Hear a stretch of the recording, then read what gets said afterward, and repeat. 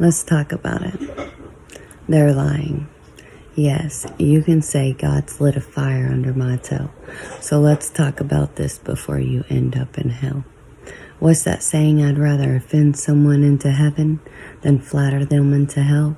I'm not here to tickle your ears, so let's make that clear.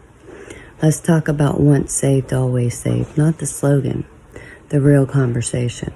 Because this is one of the most debated topics in the church. And most people argue it emotionally, not biblically. So let's slow down and look at what the scripture actually says. When the Bible talks about salvation, the Greek word used is sozo, S-O-Z-O. It means to save, to deliver, to make whole, not just a moment, a process. Because salvation in scripture is not only something that happened, it's something that is happening and something that will be completed. You were saved, you are being saved, you will be saved. That's biblical.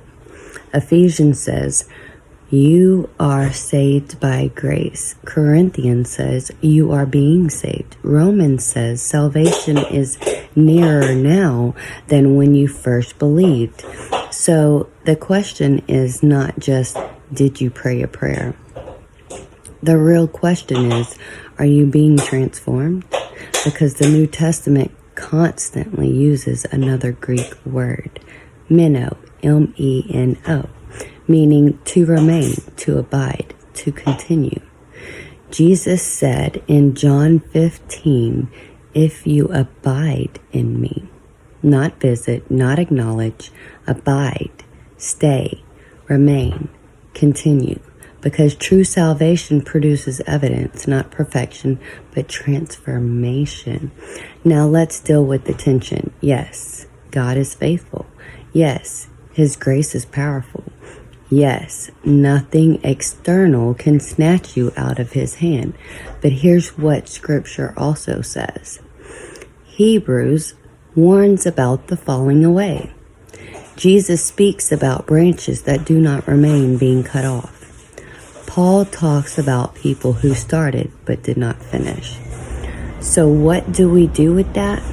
We stop reducing salvation to a moment and start understanding it as a relationship. Because here's the truth. Once saved, always saved becomes dangerous. When it removes responsibility, when it tells people you can live however you want, ignore conviction, reject obedience, and still claim security, that is not grace, that is deception. Because grace doesn't just forgive you, it transforms you.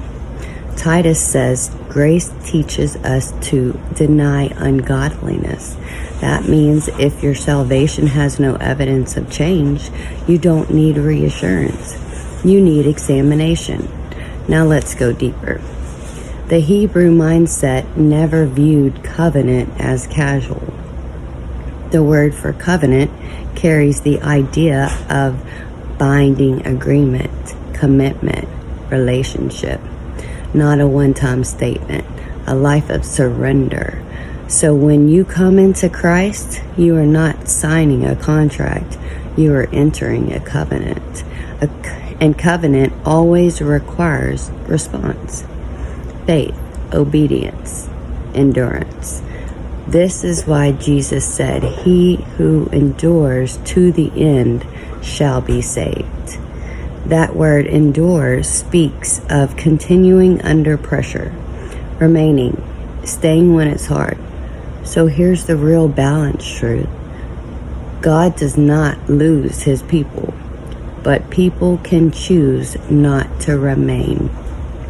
And that's the part nobody wants to talk about because it confronts comfort. It confronts casual Christianity. It confronts the idea that you can claim Jesus without following Him. So let me ask you something that should hit your spirit. Are you truly abiding? Or are you just associating? Because salvation is not proven by a moment, it's revealed by a life that is growing, a life that is being refined, a life that is staying connected to the source. This is not about fear. This is about truth. Because the same grace that saves you is the same grace that sustains you, but only if you remain in it. So don't lean on a phrase, lean on a relationship, because eternity is too serious to build your faith on a misunderstanding.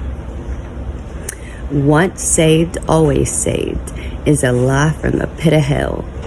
Don't say you hadn't been taught the truth.